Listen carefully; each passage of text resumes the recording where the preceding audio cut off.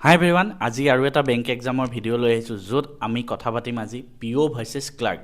সকলোৱে শুনি আছে IBPS পিঅ' SBI পিঅ' বা IBPS ক্লাৰ্ক SBI ক্লাৰ্ক। এই দুটা হয় কি, কোনটো বেছি ভাল, কোনটোত চেলাৰী বেছি ভাল, কোনটোত বেছি কষ্ট, কোনটো কৰিব আমি লাগে, গোটেইখিনি কথা ভিডিঅ'টো শেষলৈকে তোমালোকে নিজে গম পাই যাবা। মই নিজে যিহেতু 3টা বেংক এক্সাম ক্ৰেক কৰি আহিছোঁ, গতিকে মই এইখিনি বস্তু তোমালোকক প্ৰভাইড কৰি আহিছোঁ আৰু আগলৈও কৰি যাম। চেনেলটো ভাল লাগিলে ছাবস্ক্ৰাইব কৰি যোৱা এবাৰ। পোনপ্ৰথমে আমি আজি যিখিনি কথা পাতিম সেইখিনি অনলি ফৰ গভৰ্ণমেণ্ট এক্সাম, ঠিক আছে। গভৰ্ণমেণ্ট বেংকছ, প্ৰাইভেট বেংকৰ আমি কথা নাপাতোঁ কেতিয়াও, কাৰণ প্ৰাইভেট বেংকৰ কাৰণে সেনেকুৱা একো স্পেচিফিক এক্সামো নহয় আৰু প্ৰাইভেট বেংকৰ প্ৰিপেৰেশ্যন নকৰাটোৱে মই তোমালোকক ক'ম, বা জব প্ৰাইভেট বেংকত অলপ কষ্ট হয়, জব ছিকিউৰিটিও নাই। ছেকেণ্ড কথা, বেংক এক্সাম যেতিয়া তুমি দিব যাবা গভৰ্ণমেণ্ট বেংক এক্সাম, তো অলৰেডি জানা, মই আগতেও কৈ আহিছোঁ, 3টা টাইপৰ, স্পেচিয়েলি 3টা টাইপৰ এক্সাম হয়, IBPS SBI আৰু RRB, ঠিক আছে। তো IBPS PO, IBPS clerk, SBI PO, SBI clerk, RRB PO, RRB clerk.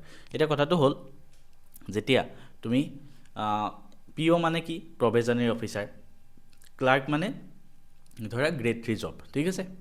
PO মানে স্কেল 1 অফিচাৰ, অৰ্থাৎ এছিষ্টেণ্ট মেনেজাৰ ৰেংকৰ অফিচাৰ হয়। IBPS PO, IBPS ক্লাৰ্ক মানে তুমি ভাৰতৰ 11টা চৰকাৰী বেংকত তুমি PO বা ক্লাৰ্ক হিচাপে জব পাবা IBPSটো পাছ কৰিলে। SBI PO মানে SBIত PO হ'বা, SBI ক্লাৰ্ক মানে SBIত ক্লাৰ্ক হ'বা। RRB PO এণ্ড ক্লাৰ্ক মানে তুমি অসম গ্ৰামীণ বেংকত চাকৰি পাবা PO বা ক্লাৰ্ক হিচাপে।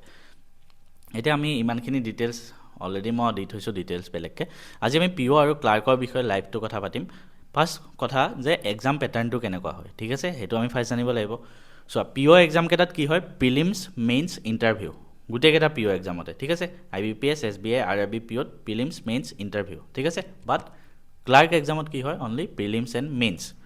চ' কোনটো এক্সাম বেছি টাফ হয়, PO exam is always tougher than clerk exam, কাৰণ PO এক্সামত 3টা ষ্টেজ হয়, ঠিক আছে। IBPS PO, SBI PO, RRB POত প্ৰিলিমছ, মেইনছ এণ্ড ইণ্টাৰভিউ। তাত আহে ক্লাৰ্ক এক্সাম। ক্লাৰ্ক এক্সামত কি হয় জানেনে, অনলি প্ৰিলিমছ এণ্ড মেইনছ, ক্লাৰ্কত ইণ্টাৰভিউ নহয়, ঠিক আছে। এতিয়া IBPS PO, SBI POত কি হয়, প্ৰিলিমছত মেথছ মানে কোৱাণ্ট, ইংলিছ এণ্ড ৰিজনিং আহে, আৰু যোনটো RRB PO প্ৰিলিমছ, তাতে কি আহে, only maths and reasoning, English তাতে নাহে। ক্লাৰ্ক এক্সামতো ছেম, IBPS SBIত প্ৰিলিমছ ছেম হয়, আৰু RRB ক্লাৰ্ক প্ৰিলিমছত কোৱাণ্ট এণ্ড ৰিজনিং। মেইনছত কি আহে, মেইনছত গোটেইকেইটা এক্সামতে কথাই কৈছোঁ, SBI আৰু IBPSৰ এক্সামকেইটাত মেইনছত কোৱাণ্ট, ইংলিছ, ৰিজনিং আৰু জেনেৰেল এৱাৰনেছ এড হয়, আৰু RRB ক্লাৰ্ক বা PO মেইনছত কি হয়, এটা এক্সট্ৰা ছাবজেক্ট আহে এই 4টাৰ উপৰি, সেইটো হ'ল কম্পিউটাৰ। তো এইখিনি বস্তু, তো আমি যদি চাব যাওঁ, PO এক্সামটো অকণমান টাফ হয়, কাৰণ ইয়াতে তোমাৰ কি হয়, ইণ্টাৰভিউ হয়, ঠিক আছে। এতিয়া নেক্সট আহোঁ চেলাৰী কথা, ঠিক আছে, চবতকৈ মটিভেটিং ফেক্টৰ পইচাৰ কাৰণে চবেই কাম কৰে। তো এতিয়া কি হ'ল, IBPS PO, SBI PO আৰু RRB PO, মানে PO মানে তুমি অফিচাৰ হয়, তো অভিয়াছলি তোমাৰ চেলাৰী বেছি হ'ব। তো POৰ চেলাৰী অলমষ্ট ক্লাৰ্কতকৈ অলমষ্ট ডাবল, ঠিক আছে। অলমষ্ট আমি 1.8 টাইমছ বা অলমষ্ট ডাবল বুলি ক'ব পাৰোঁ। মই যদি এটা জাষ্ট অনুমান এটা কওঁ, জইনিং চেলাৰী SBI PO চবতকৈ বেছি, 85 to 90,000ৰ ভিতৰত ইন হেণ্ড জইনিং চেলাৰী। তাৰপিছতে IBPS PO 80,000 মান, তাৰপিছতে RRB PO 75 to 80,000, ঠিক আছে। এট দ্য ছেইম টাইম আমি যদি ক্লাৰ্কৰ চেলাৰী কওঁ, SBI ক্লাৰ্ক চেলাৰী 55,000 মান, IBPS ক্লাৰ্কত 50,000 মান, আৰু RRB ক্লাৰ্কত 40 to 45,000 মান। তো এইখিনি হ'ল PO আৰু ক্লাৰ্কৰ চেলাৰী ডিফাৰেঞ্চ। তো দেখিলা POত চেলাৰী, তো আমি যদি চেলাৰী ছাইডৰ পৰা চাব যাওঁ, PO এক্সামত চেলাৰী বেছি PO জবত, ঠিক আছে। লাষ্ট কথা, লাষ্ট নহয়, ছেকেণ্ড লাষ্ট কথা, এইটো পষ্টিং, ঠিক আছে। পষ্টিং ক'ত হয়, এতিয়া তুমি যদি PO হোৱা ক'ত, যিকেইটা চেণ্ট্ৰেল মানে ধৰা নেশ্যনেলাইজ বেংক বা SBI বা বাকী নেশ্যনেলাইজ বেংকবিলাক, ঠিক আছে। IBPS আৰু SBI PO মানে যদি হোৱা, তোমাৰ পষ্টিং অসমতো হ'ব পাৰে, অসমৰ বাহিৰতো হ'ব পাৰে, ঠিক আছে। তো সেইটো তেওঁলোকৰ ওপৰত সিদ্ধান্ত হয়। তো হয়তো কোনোবাই অসমত জব পাব পাৰে, কিন্তু বেছিভাগৰ অসমৰ বাহিৰতো দি দিয়ে।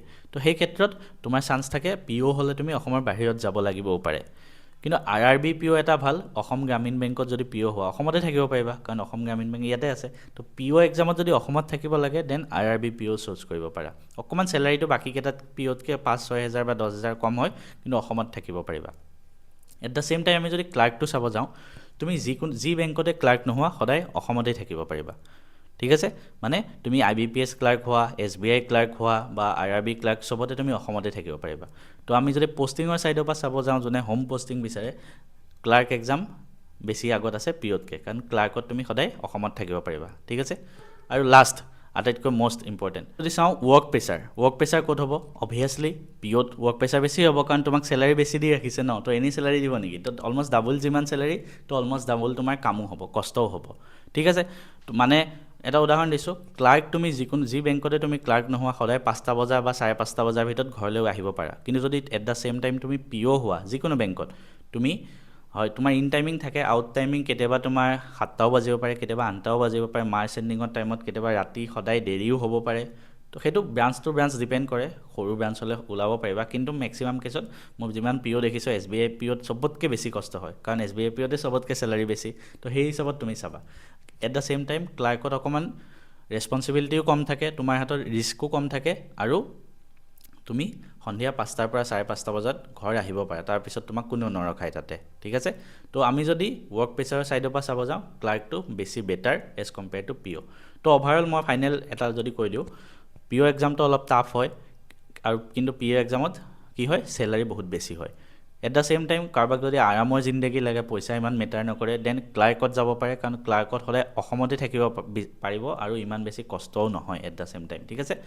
আৰু এই বিষয়ে যদি অলপমান বেছি ডিটেইলছত জানিব বিচাৰা, বা 1-to-1 মেণ্টৰশ্বিপ মই এটা কোৰ্চ বনাই আছোঁ, মানে কি আমাৰ যিসকল বেংকিং এক্সপেৰিয়েণ্ট আছে তেওঁলোকক মই পাৰ্চনেলি গাইড কৰিম, 1-to-1 মেণ্টৰশ্বিপ হ'ব, প্ৰত্যেকটো বস্তু শিকাম, কোনটো বস্তু কেতিয়া পঢ়িব লাগে, তাৰোপৰি মই কিছুমান ধৰা ৰোড মেপ দিম, কোনদিনা কোনটো পঢ়িব, প্ৰত্যেকটো এক্সামৰ মক টেষ্ট, ষ্টাডি মেটেৰিয়েল, এভৰিথিং। কোনোবা যদি জইন কৰিব বিচাৰা, ডেছক্ৰিপশ্যনত ফৰ্ম এখনৰ লিংক দি থ'ম, ফিল আপ কৰি দিবা, মই তোমাক নিজে কণ্টেক্ট কৰিম, ঠিক আছে।